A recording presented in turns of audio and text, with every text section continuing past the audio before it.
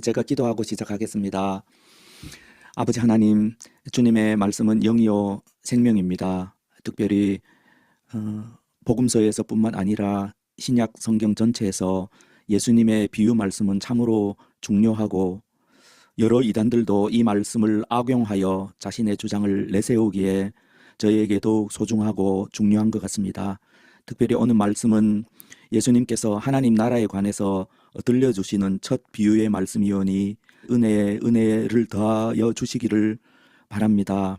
하나님께서 저희의 마음에 친히 가르쳐 주시고 저희가 하나님의 이 말씀을 완전히 수용할 수 있도록, 그래야 오늘 떨어진 말씀의 씨앗이 저희 안에서 풍성한 열매를 맺어 30배, 60배, 100배의 결실을 얻을 수 있도록 축복하여 주시기를 원합니다. 예수님의 이름으로 기도합니다. 아멘.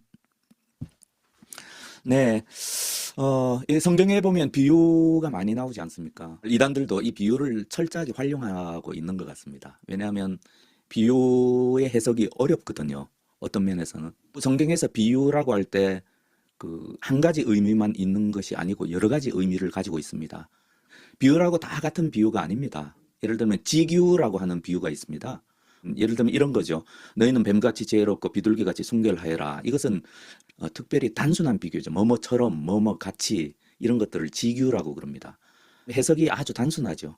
뱀같이 지혜롭고 비둘기같이 순결하여라 라면 딱 들어오지 않습니까? 그 다음에 은유라는 게 있습니다. 은유는 어떤 설명해야 될 어떤 것들이 있습니다. 좀 많은 설명이 필요한 그것을 하나의 사물에 빗대는 것입니다.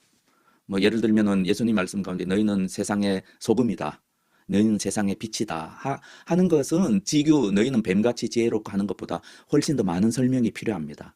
하지만 그 의미가 딱 직관적으로 우리에게 다가오죠. 그 다음에 비유라는 게 있습니다. 비유는 그 지규나 은유와 조금 다른 것은 이야기 형식으로 서술되어 있습니다. 하나의 이야기입니다. 오늘 예수님의 그 비유의 말씀도 하나의 이야기이지 않습니까? 농부가 씨를 뿌리는데 뭐 이렇게 쭉 이야기 형식으로 말씀하시지 않습니까? 그게 비유입니다. 근데 이야기 가운데 우리의 일상생활에서 흔히 볼 수 있는 것, 예를 들면 이 팔레스타인의 농부들은 주님께서 씨 뿌리는 비유를 했을 때 늘 경험하는 일이거든요. 늘 일상적으로 보고 듣는 이야기. 예, 그것을 어떤 그 진리에 빗대어서 하시는 말씀이 비유죠. 그리고 좀 더 엄밀하게 구분하자면 우화라는 게 있습니다. 우화. 이거는 일상적인 일은 아닙니다. 이솝 우화 있지 않습니까? 어떤 특별한 이야기지 않습니까? 우리가 흔히 볼 수 있는 뭐 좀 특별한 까마귀가 어떻고 여우가 어떻고 특별한 어떤 사건을 빗대어서 말하는 것이 우화입니다. 그래서 이솝 우화 같은 경우죠. 예를 들면 성경에 예수님이 말씀하신 유명한 우화 가운데 어떤 게 있냐면 뭐 잃어버린 아들에 대한 비유 있지 않습니까? 흔히 말하는 그 돌아온 탕자 비유. 이런 것들은 하나의 스토리죠. 하지만 그 일반적인 흔히 볼 수 있는 뭐 자연계나 우리 일상생활에서 흔히 볼 수 있는 그런 이야기는 아니고 특별한 이야기이지 않습니까? 이런 것들을 우화라고 그럽니다. 그 다음에 이제 풍류라는 것도 있습니다. 풍류라는 것은 오늘 주님께서 말씀하신 이 우리에게 들려주시는 이 이야기도 비유이기도 하고 풍류이기도 합니다. 왜냐하면 여기는 이야기의 내용 가운데 특별히 구체적인 은유가 들어 있습니다. 여기서 예수님이 나중에 제자들한테 이 비유의 말씀을 해석해 주시지 않습니까? 그래서 제자들만 따로 불러놓고 이 씨 뿌리는 자의 비유에 대해서 이렇게 말씀해 주시는데 주님께서 딱 찍어서 해석해 주시지 않습니까? 씨는 말씀이다. 씨 뿌리는 자가 뿌리는 씨는 말씀이다. 씨 이꼴 말씀. 이렇게 딱 바로 연결을 시켜주지 않습니까? 그래서 씨는 말씀이다라는 그 은유를 기반으로 해석을 해야 이야기의 전반이 정확하게 해석될 수 있지 않습니까? 이런 것들을 그 풍류, 그 보통 말하는 알레고리라고 이야기합니다. 예를 들면 예수님이 말씀하신 또 다른 비유 가운데 포도원 소작인의 비유가 있지 않습니까? 소작인에게 소작 그 농사를 맡기고 포도원 주인이 이제 먼 나라에 갔다가 돌아오는 이야기가 있잖아요. 거기에 보면 포도원 그리고 포도원 울타리는 하나님의 백성, 하나님 나라 백성, 곧 옛 이스라엘을 딱 찍어서 그렇게 주님께서 말씀하시는 것이거든요. 이스라엘이 얼만큼 포도원 주인이신 하나님에 대해서 계속해서 반역을 저지르고 있었는가. 그래서 포도원 이꼴 이스라엘 이런 식으로 딱 찍어서 연결되는 것을 풍류라고 합니다. 그다음에 또 이런 것도 있습니다. 비유라고 하기에는 좀 약간 그 모범 이야기라고 할 수 있는데 모델, 그러니까 하나의 실질적인 모델로 삼으시는 거죠, 예수님이. 예를 들면 이런 겁니다. 사마리아 사람의 비유의 말씀은 하나의 모범 이야기라고 할 수 있습니다. 그래서 이렇게 그 말미에 그 예수님께서 서기관에게 이렇게 결론을 지으시잖아요. 사마리아인의 비유를 쭉 말씀하시고 말미에 서기관에게 예수 너희도 가서 이와 같이 하라라고 말씀하시잖아요. 하나의 모범이죠. 따라야 될 모범이거나 따르지 않아야 될 모범을 제시하는 이야기. 이런 것도 하나의 그 비유라는 큰 항목 속에 들어 있습니다. 비유라는 것은 예수님뿐만 아니라 모든 유대 랍비들이 가르치던 방식이었습니다. 근데 오늘 이 본문의 말씀은 예수님이 말씀하신 첫 비유거든. 예수님의 비유는 당시의 모든 랍비들이 말씀하시던 비유와 많이 달랐습니다. 어떤 면에서 달랐냐면 형식이나 내용이나 이런 면에서는 비슷하지만 어떤 면에서 달랐냐면 예수님의 비유는 대부분 하나님 나라에 대한 비유입니다. 하나님 나라의 깊은 그 비밀에 대한 비유라는 면에서 좀 달랐습니다. 그리고 비유의 말씀에는 임박한 하나님 나라가 지금 가까이 왔다라는 그런 주제를 담고 있던 면에서 달랐습니다. 특별히 예수님 안에서 이미 시작된 하나님의 나라, 하나님의 그 권세를 힘입어서 예수님을 통해서 하나님 나라의 그 통치가 이루어지기 시작하는 것과 관련된 이야기들입니다. 오늘 이야기도 그런 것과 관련이 되어 있습니다. 자, 그러면은 하나하나 살펴보겠습니다. 1절과 2절을 보십시오. 1절과 2절은 예수님께서 이 비유의 말씀을 베푸신 배경이죠. 예수께서 다시 바닷가에서 가르치시니 큰 무리가 모여들거늘 예수께서 바다에 떠 있는 배에 올라 앉으시고 온 무리는 바닷가 육지에 있더라. 예, 3장 9절에도 보면 무리가 너무 많아서 예수님이 배를 띄어서 무리와 좀 동떨어져서 거리를 두고 이렇게 말씀하시는 그런 장면이죠. 이에 예수께서 여러 가지를 비유로 가르치시니 그 가르치시는 중에 그들에게 이르시되 여러 비유를 많이 말씀하셨는데 그 대표적인 비유 하나를 지금 마가가 기록하고 있는 것입니다.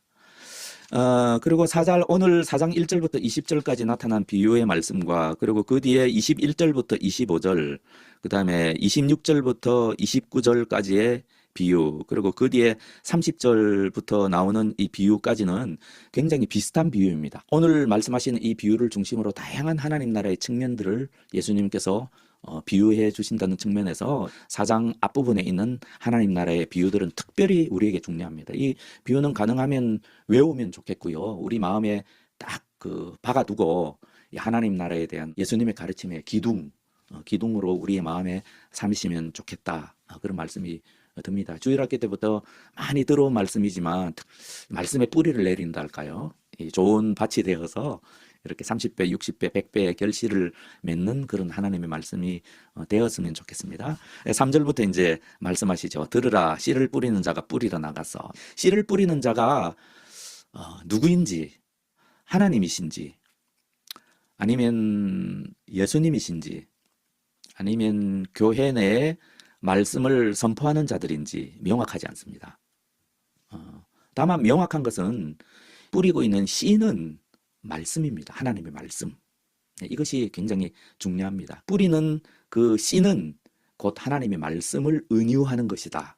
라는 것이 이제 해석의 키포인트입니다. 여기서 벗어나면 안 되는 것이죠. 왜냐하면 예수님께서 씨는 말씀이라고요. 아까 14절에 있죠. 14절 보시면 뿌리는 자는 말씀을 뿌리는 것이라. 이렇게 주님께서 명확하게 해석해 주셨습니다. 그래서 이 해석의 근거에서 이제 주님의 말씀을 들어야 되는 것이죠. 그 씨는 동일합니다. 하나님의 말씀은 동일합니다.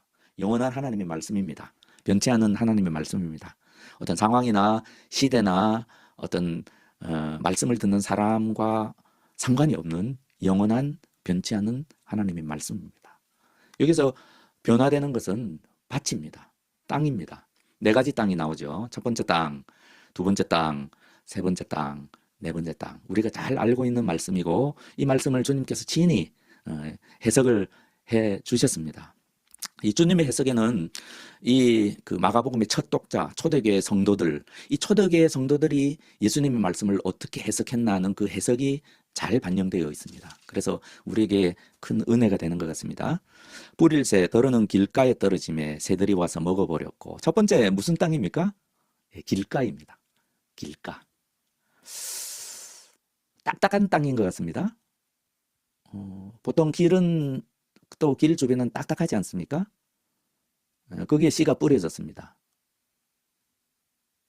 그러니까 씨가 완전히 노출되어 있는 거죠. 씨가 부드러운 흙에 뿌려지면 이렇게 일부가 감추어지고 그래서 새들이 좀 찾기가 힘들 텐데 새들이 먹기 너무 좋죠. 그래서 새들이 어, 먹어버렸습니다. 자, 이것이 무엇을 말씀하시는지 그리고 왜 이것을 맨 처음 말씀하셨는지가 우리에게 굉장히 중요한 의미가 있는 것 같습니다. 우리나라 농사법이랑 팔레스타인의 농사법이 좀 다르기 때문에 우리가 기본적으로 좀 알아야 될 사항이 있습니다. 대부분 우리는 어떻게 합니까? 일단은 땅을 먼저 일구지 않습니까? 가능하면 부드럽게 만들어 놓고 또 이제 씨에 따라서는 이렇게 뭐 구멍을 좀 이렇게 오목하게 판다든지 하는 여러 가지 형식으로 이렇게 씨를 나중에 심고 그걸 잘 흙을 적절하게 이렇게 덮는다든지 또 여러 가지 뭘 위에 얹거나 보호 장치까지 하는 그런 아주 세심하고 그 세밀한 농법이라면 팔레스타인 농법은 대부분 늘 그런 건 아닌데 대부분 씨를 먼저 뿌립니다. 이 구역이 밭입니다. 그러면 씨를 막 뿌립니다. 뿌리고 나서 이제 가래로 땅을 걸어 엎습니다. 그래서 자연히 씨가 흙에 묻히게 되는 겁니다. 농부가 씨를 뿌릴 때 팔레스타인 실제 고대 농법에 따르면 이렇게 사람들이 지나다니는 길이 자연히 생깁니다. 그리고 씨를 뿌리면 그 길을 따라서만 이렇게 막 흩뿌리는 거죠. 그렇게 뿌리다 보면 자연히 생긴 그 딱딱해진 길가에 이제 씨가 그러니까 그 여기 길이라는 것은 결국 그 밭 안에 자연히 형성된 사람이 다니는 길이라는 것을 알 수 있습니다. 그 우리는 잘 이런 게 잘 상상이 안 되지만 팔레스타인 농부들은 이걸 딱 들으면 아는 거죠. 그래서 이제 그런 상황에서 이제 좀 딱딱한데 있고 씨가 노출이 돼 있고 그러면 당연히 알죠. 아, 새들이 와서 이 씨가 먹히기 쉬운데 지금 주님께서 그거를 비유로 지금 말씀하시는 거죠. 뭐라고 말씀하십니까? 10월에 주님께서 제자들에게만 해석해 주신 말씀 듣겠습니다. 말씀이 길가에 뿌리워졌다는 것은 이들을 가르침이니 사람들을 가르치는 겁니다. 곧 말씀을 들을 때 사탄이 즉시 와서 그들에게 뿌려진 말씀을 빼앗는 것이요. 이렇게 말씀하셨습니다. 특별히 사람에 대한 비유라는 것을 알 수 있습니다. 어떤 사람이 있습니다. 이 사람들은 굳이 빗대어 말하자면 딱딱한 땅입니다. 딱딱한 땅입니다. 그래서 말씀이 뿌려졌는데 그게 어떻게 흙 속에 묻히지 않고 그냥 노출되어 있습니다. 사탄이 먹기에 가져가 버리기에 너무나 쉽죠. 네, 그런 사람을 지금 비유하신다는 것을 알 수 있습니다. 이거는 사람입니다. 어떤 사람입니다. 하나님의 씨, 말씀, 그 설교자가 뭐 말씀을 잘 전하든 못 전하든 그 안에 성경을 설교하고 있다면 하나님의 말씀이 반드시 있습니다. 그 설교자가 능력이 있든 없든 심지어는 하나님의 말씀을 잘못 해석한다고 하더라도 그 안에는 하나님의 말씀이 있습니다. 적어도 성경을 읽고 그것에 대해서 이야기하고 있기 때문입니다. 어떤 사람들은 딱딱한 땅이라는 겁니다. 사탄이 뿌려진 말씀을 뺏어가기엔 너무 좋은 환경이라는 겁니다. 15절 말씀을 딱 들으면 그걸 말씀하고 계시지 않습니까? 성경에 나오는 마귀가 어떤 존재입니까? 속이는 자이지 않습니까? 하나님의 대적자일 뿐만 아니라 하나님 백성의 대적자인. 그래서 하나님의 말씀이 떨어지자마자 굳이 그 말씀을 뺏어가려고 애를 쓰지 않습니까? 주님께서 그걸 강조하시고 계시는 것입니다. 어떤 사람들은 너무나 쉽게 빼앗긴다는 것이죠. 당시에 랍비들이 이제 하나님의 말씀을 잊어버리는 것은 심각한 죄악이라고 가르쳤다고 합니다. 당시에 예수님뿐만 아니라 모든 유대 랍비들은 하나님의 말씀을 들었는데 그걸 잊어버리는 것은 심각한 죄악이다. 이렇게 말씀을 하고 계십니다. 근데 주님께서는 여기서 더 나아가서 사탄 마귀를 끌어들이십니다. 그것이 이 비유의 초점입니다. 성경의 모든 말씀은 궁극적으로 하나님 말씀이며 또한 예수님 말씀이라는 것을 알아야 합니다. 예수님은 하나님 나라의 왕으로서 모든 권세를 지니시고 하나님 나라에 관해서 선포하셨습니다. 이 말씀 하나하나가 너무나 중요한 말씀입니다. 그래서 우리가 말씀을 듣는 자세가 어떠해야 되는가? 첫째, 듣고 잊어먹어서는 안 되겠다. 내가 적어도 하나님의 말씀을 내가 사랑한다면, 사랑하는 하나님의 자녀의 백성이라면 적어도 내가 하나님의 말씀을 듣고 무슨 말씀 들었었지? 라고 잊어버리는 것은 유대 랍비들이 가르치는 것처럼 심각한 죄악 정도가 아니라 사단과의 영적 전쟁에서 지는 것이다. 하나님의 의도, 말씀을 뿌리는 그 의도와 완전히 어긋나는 것이다. 예수님의 말씀을 특별히 잊어먹는 것은 심각한 범죄이다. 사실상 예수님이 이렇게 말씀하시는 거 아닐까요? 저는 그렇게 해석이 됩니다. 특별히 제자들에게 가르쳐 주신 말씀을 보면 정말로 그렇게 해석이 됩니다. 두 번째 보십시오. 두 번째, 이런 사람들이 있다는, 이제 사람에 대한 비유라는 것을 우리가 알 수 있죠. 어떤 사람들에 대한 비유이다. 어떤 사람들이 있습니까? 두 번째는 이제 흙이 얕은 돌밭입니다. 흙이 얇은 돌밭에 떨어짐에 5절이죠. 흙이 깊지 아니하므로 곧 싹이 나오나 해가 돋은 후에 타서 뿌리가 없으므로 말랐고. 네. 이 돌이 많은 땅이, 흙이 그렇게 깊지 않죠. 그래서 이 땅에서 씨가 뿌려지면 씨가 어느 정도 발아하기는 하죠. 씨에 잔뿌리들이 살짝 나기는 하죠. 하지만 뿌리를 깊이 내릴 수가 없습니다. 주님께서는 그런 사람에 대해서 지금 비유하고 있는 것이죠. 그래서 어떻게 되기가 쉽습니까? 태양이 떠오라서 한낮에 밝은 태양, 따뜻한 태양에 그 생명의 기운이 약간 뿌리를 내리려고 하다가 그냥 말라서 죽어버리는 거죠. 그런 걸 이야기하는 거죠. 그거를 예수님께서 16절, 17절에서 친히 해석을 해주셨죠. 그걸 유심히 보겠습니다. 어떤 사람에 대한 비유입니까? 또 이와 같이 돌밭에 뿌려졌다는 것은 이들을 가리킴이니, 이런 사람을 가리키는 것입니다. 곧 말씀을 들을 때 즉시 기쁨으로 받으나 그 속에 뿌리가 없어 잠깐 견디다가 말씀으로 인해서 환난이나 박해가 일어나는 때는 곧 넘어지는 자요. 예수님께서 이런 말씀을 해주셨습니다. 제가 청년들한테 설교할 때마다 자주 이야기하던 가운데, 너희들 함부로 그리스도인 되려고 하지 마라, 이렇게 농담처럼 이야기하기도 합니다. 왜냐하면 어떤 면에서는 그리스도인 삶은 굉장히 힘든 삶이다. 왜 힘든가 하면 하나님 말씀대로 한다는 게 생각보다, 예수님의 말씀을 따른다는 게 쉬운 일이 아니다. 일단 내 자신이 쉽지 않은 일이긴 하지만 그것보다 더 어려운 것은 내가 주님의 말씀에 순종하면 즉시 외부에서 내 부모에게, 내 형제에게, 내 자식에게, 내 배우자에게 즉시 반대가 일어난다. 그렇게 할 필요가 없다. 너 그렇게 하면 안 돼. 반드시 그런 일들이 일어난다. 그러므로 너희 함부로 그리스도인 될 생각하지 말고 잘 생각해봐라. 주님의 말씀처럼 내가 받을 축복이 무엇인지, 그리고 내가 감수해야 될 손해가 무엇인지 잘 생각해보고, 계산해보고, 깊이 생각해보고, 아, 이게 진정 나에게 이익이다, 나에게 축복이다, 나에게 은혜다, 이러한 삶이 더 낫다, 그때 그리스도인이 되겠다고 주님께 말씀드리는 거다, 이렇게 말씀드리는 것입니다. 너무나 기쁘죠. 우리가 주님의 말씀에 순종하면요, 그것보다 더한 기쁨이 없거든요. 하나님께서 순종하는 자녀에게 내려주시는 그 기쁨은 이제 마약 먹은 것보다 더 놀라운 기쁨이거든요. 모든 중독을 끊을 만한 기쁨이거든요. 하지만 그것이 다가 아니죠. 즉시 어려움이 생기죠. 그러면 그때 뿌리가 깊지 못해서 즉시 그 생명이, 움텄던 그 생명이 사라지는 거죠. 우리가 그런 사람들을 많이 보지 않습니까? 특히 청년들 생각하면 너무 지금도 안타깝습니다. 하나님께서 기회를 주셨는데, 말씀을 기쁨으로 분명히 받았는데 약간의 어려움, 본인들 입장에서는 약간의 어려움은 아니죠. 그 어려움이란 게 뭐 결혼, 이성교제, 직장, 자기가 사랑하던 어떤 일들, 자기가 사랑하는 어떤 취미, 또 뭐 직업과 관련된 거, 군대와 관련된 거, 그런 거니까 본인으로서는 작은 일은 아니죠. 하지만 하나님의 말씀의 관점에서 보면 지극히 작은 일들이죠. 사소한 일들이고.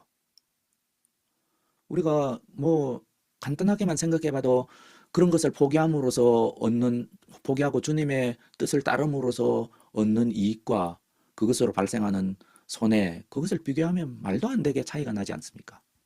하지만 놀랍게도 그 약간의 어려움 때문에 말씀의 생명력은 사라집니다. 왜요? 누구에게 책임을 물을 수 있겠습니까? 예, 주님께서는 이런 사람들이 있다 라고 말씀하시는 거죠. 이런 사람들이 있다. 그 다음에 주님께서 뭐라고 말씀하십니까? 또 어떤 사람들이 있습니까? 우리가 뭐 우리 주변에서 너무나 흔히 보죠. 더러는 가시떨기에 떨어짐에 가시가 자라 기운을 막음으로 결실하지 못하였고. 어떤 상황입니까? 가시덤불이 우거진 땅을 말씀하십니다. 이 땅에서는 씨가 발아해서 어느 정도 뿌리도 내립니다. 그렇지 않습니까? 그 씨가 좀 자라기도 합니다. 줄기도 올라옵니다. 하지만 가시덤불이 그 성장을 막아버립니다. 그래서 결국 어느 정도 모양은 갖출 수 있을지 몰라도 그 영양분이 나중에 결국은 그 열매를 맺는 데는 많은 영양분이 필요한데 그 영양분이 그러니까 충분히 성장하지 못해서 결국은 열매를 맺지 못하는 거죠. 그런 걸 말씀하시고 계시는 것입니다. 주님께서 어떤 사람들에 대해서 비유하시는 것입니까? 주님께서 제자들에게 어떻게 해석해 주는가? 또 어떤 이는 가시떨기에 뿌려진 자니 이들은 말씀을 듣기는 하되 세상의 염려와 재물의 유혹과 기타 욕심이 들어와 말씀을 막아 결실하게 못하게 되는 자예요. 저는 개인적으로 이런 사람들이 제일 안타깝습니다. 말씀을 기쁨으로 받았고 순종하기로 결단했고 또 순종했고 하지만 가시덤불 때문에 더는 자라지 못합니다. 성장이 없으니까 당연히 열매도 없죠. 이런 사람들이 제일 안타깝습니다. 제가 어떤 청년한테는 네가 마음으로라도 아버지의 그 수백억의 재산을 포기하지 않으면 너는 주님을 따를 수 없다라고 이야기하는 친구도 있습니다.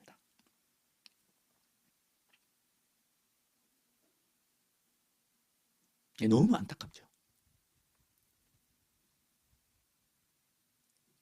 재물의 유혹, 또 세상의 염려입니다. 나에게 이런 게 필요할 텐데, 나에게 이런 게 필요해질 텐데, 미래의 어떤 염려죠. 이거 없어서 어떡해? 또 재물의 유혹. 제가 뭐 저축하거나 투자하거나 뭐 주식 거래하거나 이런 것들이 죄다 그런 걸 말씀드리는 건 아닙니다. 사람에 따라서 다 다르죠. 하지만 세상적인 욕심이죠. 결국은 욕심입니다. 욕심 때문에 염려가 생긴다고 불교에서도 이야기하지 않습니까? 그런 겁니다. 인생사는 다 동일합니다. 욕심이 없으면요, 우리나라 정도의 그 경제력이 있는 나라는 살만합니다. 욕심이 없으면 가난한 사람, 저 같은 사람도 아무 노후 대책과 준비를 하지 못한 사람도 굶어 죽지는 않습니다. 근데 그 욕심 때문에 염려가 생기는 거죠. 재물의 유혹, 그리고 기타 욕심이 주님께서 뭐라고 말씀을 막는다라고. 성장을 막는다. 주님께서 말씀하신 그 결실, 열매라는 것에는 분명히 저는 하나님 나라의 백성으로서 가지는 축복도 있다고 생각합니다. 축복. 주님께서 말씀하신 그 열매 여러 가지 의미가 있겠지만 그 가운데 하나님 나라 백성만이 누리는 축복이 있습니다. 그것이 열매의 한 부분입니다. 안타깝게도 그걸 못 누리는 거죠. 못 배운 겁니다. 내 마음의 욕심을 뒤로 하고 주님을 따르는 것, 그걸 못 배운 겁니다. 말씀을 막는 거죠. 그래서 이런 사람은 성장이 없고 열매가 없다. 결실하지 못하게 되는 자요. 이런 사람이다. 이렇게 주님께서 친히 해석해 주셨습니다. 마지막으로 이제 좋은 땅이죠. 우리가 잘 알죠. 더러는 좋은 땅에 떨어짐에 자라 무성하여 결실하였으니 8절입니다. 30배나 60배나 100배가 되었느니라 하시고 또 이르시되 들을 귀 있는 자는 들으라 하시니라. 이 9절까지가 예수님께서 말씀하신 비유고 뒤에 예수님이 제자들만 따로 모아놓고 해석해 주셨죠. 뭐라고 해석해 주셨습니까? 20절입니다. 좋은 땅에 뿌려졌다는 것은 곧 말씀을 듣고 받아 30배나 60배나 100배의 결실을 하는 자니라. 이렇게 말씀하셨습니다. 너무 명백합니다. 여기 보면 우리가 좀 한 가지 보면 주님께서 실패의 사례를 3개나 실패의 사례죠. 실패의 사례를 3가지나 말씀하셨고 성공 사례를 4분의 1이죠. 한 가지만 말씀하셨지 않습니까? 저는 이 말씀을 처음 들었을 때 초대교회도 당시에 예수님을 대신해서 사도들이 아니더라도 교회 안에 세상을 향해서 복음을 선포하는 자들이 있었지 않습니까? 이 복음을 선포하는 자들에게 참 오늘날도 복음을 선포하는 부르심을 받은 사람들이 있지 않습니까? 그런 사람들에게 참 격려가 되었다고 생각합니다. 왜냐하면 씨 뿌리는 사람은 말씀을 아무데나 뿌릴 수밖에 없습니다. 어느 땅이 열매 맺을지 누가 압니까? 목사는 하나님의 시각을 가질 수가 없습니다. 누가 구원받을 사람인지 구원받지 못할 사람인지 알지 못합니다. 그래서 이 사람, 저 사람, 그래서 한 사람이라도 더 왔으면 좋겠고, 하나님의 말씀을 들을 때는 한 사람이라도 안 빠졌으면 좋겠고, 그런 마음이 목사라면 누구나 그런 마음이 있습니다.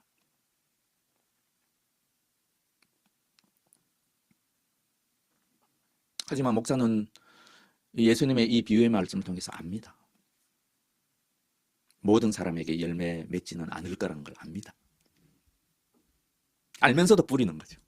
지금 주님께서는 초대교회 성도들에게 이걸 말씀하고 계신 겁니다. 기본적으로.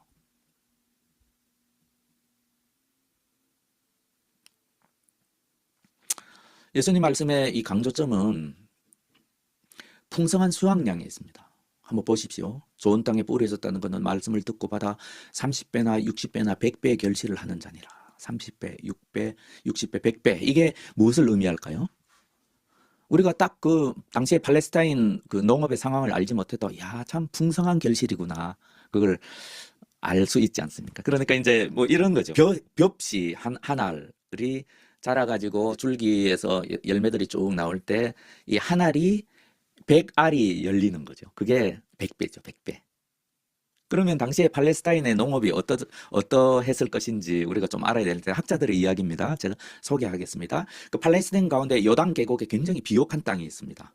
그 비옥한 땅에서는 충분히 100배까지도 결실이 가능합니다. 모든 그 팔레스타인 땅이 100배까지 결실을 맺을 수 있는 건 아니지만 적어도 이제 그 요단 계곡에 비옥한 땅이 있습니다. 그 땅에는 100배까지도 충분히 결실을 맺을 수 있습니다. 그러니까 예를 들면 이걸 좀 과다하게 해석해서 뭐 하나님의 기적이니 뭐 그런 걸 생각할 필요는 없다는 말씀입니다. 주님께서는 오히려 어떤 기적적인 상황을 말씀하시는 게 아니라 그 흔히 볼 수 있는 그 자연계 속에서의 어떤 일상적인 자연스러운 당연한 좋은 땅이라면 당연한 열매를 맺는 어떤 그런 상황을 지금 말씀하시고, 이 갈릴리 지역은 조금 척박합니다. 척박하다고 합니다. 그래서 거기서는 대부분 평균 한 10배의 소출량을 얻는다고 합니다. 그러니까 30배, 60배, 100배라는 건 상당히 이제 풍성한 소출량. 그것도 어떤 기적도 아니고 자연스러운. 씨가 좋은 땅에 뿌려졌다면 충분히 농부가 기대할 만한 그런 상황을 말씀하시는 거죠. 뭐 영적이니, 기적적이니, 뭐 하나님의 역사니, 놀라운 은혜를 받고 하나님의 축복을 갖고 기쁨으로 충만한 성령 충만한 성도를 보고 야, 하나님이 놀라운 일을 이루셨다. 물론 그런 측면이 있죠. 하지만 주님께서 지금 말씀하시는 그 뉘앙스는 그것이 당연하다는 것이죠. 하나님의 말씀이기 때문이라는 거죠. 그리고 그 사람이 좋은 땅이었기 때문이라는 거죠. 그걸 주님께서 말씀하시는 것입니다. 여기서 조금 더 나아가자면 사람마다 이 소출량은 다 차이가 있다. 그래서 30배, 60배, 100배라는 겁니다. 당연한 가운데도 어떤 사람은 30배일 것이고, 그건 어떻게 보면 또 하나님의 주권일 수도 있다고 생각합니다. 어떤 사람은 60배일 것이고 어떤 사람은 100배일 것이죠. 하지만 척박한 땅에 떨어진 씨앗들과는 비교도 할 수 없는 것이죠. 다 하나님의 은혜고 감사할 일이죠. 하지만 사람에 따라서 그 받는 축복은 다를 수 있다는 것을 말씀하시는 것 같습니다. 이것은 저의 해석입니다. 네, 그리고 들을 거 있는 자는 들으라 이렇게 말씀하시는 것이죠. 이 구약에 계속 나오는 말씀이시죠. 하나님이 하나님의 백성에 대해서 너무나 안타까워하시면서 계속 너희는 귀가 있어도 듣지 못하는구나. 입이 있어도 말하지 못하는구나. 이런 식으로 계속 말씀하시죠. 주님께서 말씀하신 이 의미와 이 해석 부분은 다 대충 이야기가 끝났습니다. 그리고 주님께서 놀라운 말씀을 하시죠. 제자들에게만 하신 말씀입니다. 주님이 어떤 분이십니까? 하나님의 아들이십니다. 이 세상에 어떤 은사를 하나님의 말씀을 전할 수 있는 은사를 가지신 그 어떤 설교자보다 더 뛰어난 설교자이셨을 것입니다. 모든 것을 아실 뿐 아니라 사람의 마음까지 꿰뚫어 아시는 분이십니다. 그래서 주님을 어떤 사람들은 위대한 교육자라고 이야기합니다. 그래서 주님이 가르치는 방식과 가르치는 그 스킬을 연구하는 학자들이 있는데요. 정말 놀라울 정도로 이 시대에 어떤 교사가 있다면 교사 중에 가장 뛰어난 교수법을 가지고 지금 가르치고 계십니다. 근데 주님께서 가르치셨을 때 모든 사람에게 열매를 맺었을까요? 우리가 알고 있지 않습니까? 그 말씀을 거부한 그런 사람들이 훨씬 많았습니다.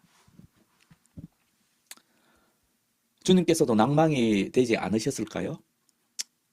짜증나고 막 실망스럽고 그러죠. 하지만 우리 주님께서는 아시죠. 아, 이것이 이미 구약의 선지자들이 했던 말들이다. 이것이 하나님의 주권과 관련된 것이다. 말씀의 씨가 뿌려졌을 때 그 맺는 결과들을 주님께서는 보시면서 이 비유의 말씀을 지금 하고 계신 겁니다. 그래서 어떻게 제자들에게 말씀해 주십니까? 10절을 보십시오. 예수께서 홀로 계실 때 함께 한 사람들이 12제자와 더불어 그 비유들에 대하여 물으니, 제자들이 와서 비유가 잘 이해가 안 됐던 모양이에요. 그래서 물었습니다. 이것이 하나님 나라 내부자의 특권입니다. 제자들은 어리석습니다. 잘 깨닫지 못합니다. 외부인들과 전혀 어떤 면에서는 다름이 없습니다. 하지만 주님의 제자들은 주님의 말씀에 대해서 열린 마음이 있었고, 열린 마음이 있기에 궁금했습니다. 그 말씀의 진정한 깊은 뜻을 궁금해했습니다. 이것이 하나님 나라 백성의 축복입니다. 내가 어리석어도 나는 주님께 여쭤볼 수 있습니다. 주님, 잘 모르겠는데요. 그럼 주님께서 가르쳐 주십니다. 제자들과 예수님이 함께 경험한 것을 가르쳐 주시죠. 뭐라고 말씀하십니까? 11절에 이르시되 하나님 나라의 비밀을 너희에게는 주었으나 외인에게는 모든 것을 비유로 하나니. 여기서 비유라는 의미는 제가 아까 말씀하신 5가지 비유에 관한 그런 것 외에 그 히브리어로 비유라는 말에는 수수께끼라는 뜻도 있습니다. 여기서 비유라고 말씀하실 때는 수수께끼라는 의미로 말씀하시는 거예요. 어떤 상황입니까? 예수님께서는 수수께끼처럼 하나님 나라에 대한 비밀을 공개적으로 선포하십니다. 하지만 하나님 나라의 내부자들에게는 그걸 자세하게 설명해 주십니다. 그런 상황이죠. 그 제자들에게 이런 말씀하시는 거예요. 너희가 내 말을 사람들이 모두 받아들이지 않는다고 해서 실망할 필요가 없다. 이렇게 말씀을 하시는 것이죠. 그렇다고 우리가 이것을 알아야 합니다. 자, 한번 보십시오. 이는 그들로 보기는 보아도 알지, 12절입니다. 이는 그들로 보기는 보아도 알지 못하며 듣기는 들어도 깨닫지 못하며 하여 돌이켜 죄사함을 얻지 못하게 하려 함이라 하시고, 이 수수께끼로 던져진 이것이 그들로 깨닫지 못하게 하려는 하나님의 뜻이다. 이렇게 말씀하시는 것입니다. 주님께서 일부러 어렵게 말씀하신다고 말씀하시는 겁니까? 그게 아닙니다. 주님께서 일부러 어렵게 말씀하시는 것이 아닙니다. 주님께서는 가능하면 쉽게 지금 말씀하시고, 완벽한 교사로서 가능하면 쉽게 직관적으로 그 말씀의 뜻을 이해할 수 있도록, 어린아이라도 이해할 수 있도록 최선을 다해 가르쳐줬습니다. 하나님의 말씀에 대해서 마음을 닫고 있는 영적인 귀머거리들한테는 그 말씀은 완전히 수수께끼라는 말씀입니다. 예수님은 최대한 쉽게 어린아이라도 이해할 수 있게 지금 최선을 다해 말씀하고 계시는 것입니다. 하지만 하나님의 오묘한 진리 가운데 이 말씀에 대해서 열린 마음을 가지지 않는 사람은 절대로 이 말씀을 이해할 수 없다는 것을 말씀하시는 것입니다. 하나님의 주권의 측면에서. 33절을 한번 보십시오. 예수님이 비유의 말씀을 쭉 하시지 않습니까? 오늘 본문부터 시작해서 빛과 올바름의 척도에 대해서, 씨의 성장에 대해서, 겨자씨에 대한 유명한 말씀을 쭉 하시면서 이런 말씀을 하시면, 예수께서 이러한 많은 비유로 그들이 알아들을 수 있는 대로 말씀을 가르치시느라. 예수님의 의도는 모든 사람들이 이해할 수 있도록 가르치는 것입니다. 예수님의 마음은 모든 사람들이 하나님 나라의 복음의 선포를 듣고 이해하고 축복을 받기를 바라십니다. 하지만 이 일이 그런 식으로 되어지지는 않은 것이죠. 네, 그런 의미에서 어떤 신학자들은 이 일련의 이 말씀들은 그 초대교회의 복음의 선포자들에게 큰 격려가 되었을 것이다. 얼마나 실망이 되었겠습니까? 하지만 하나님의 일을 함에 있어서 하나님의 일을 하고자 하는 모든 성도들은 이 말씀 통해서 격려를 받습니다. 그래서 계속해서 씨를 뿌릴 수 있는 것이죠. 끊임없이 최선을 다해서 뿌릴 수 있는 것이죠. 하지만 소수만 축복을 받는 것이죠. 이 주님께서 그 인용하신 이사야 본문을 여러분이 잘 한번 나중에 읽어보십시오.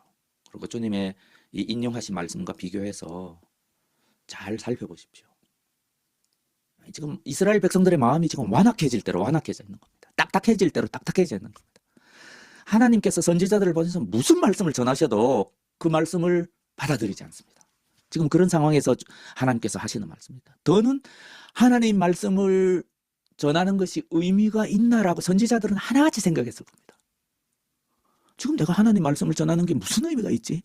그런 상황 속에서 하나님은 선지자를 통해서 이스라엘 백성들에게 지금 하시는 말씀입니다. 뭐라고 말씀하십니까? 제가 본문 9절 10절 일부를 읽어보겠습니다. 주님께서 말씀하셨다. 너는 가서 이사야 선지자에게 너는 가서 이 백성에게 너희가 듣기는 늘 들으라. 그러나 깨닫지는 못한다. 계속 전하고 계십니다. 너희가 보기는 늘 보아라. 그러나 알지는 못한다. 하고 그렇게 말해라. 이 선지자도 예수님과 똑같은 심정이었던 것입니다. 그래야 그들이 볼 수 없고 들을 수 없고 또 마음으로 깨달을 수 없게 하여라. 네가 전하는 것이 점점 더 그들로 하여금 깨닫지 못하게 할 것이다. 그렇게 말씀하시는 것입니다. 그러면서 하나의 강조어법이고 완곡어법이고 과장법입니다. 뭐라고 말씀하시는가 하면 10절의 마지막 부분입니다. 그들이 보고 듣고 깨달았다가는 내게로 돌이켜서 고침을 받게 될까 내가 걱정이다.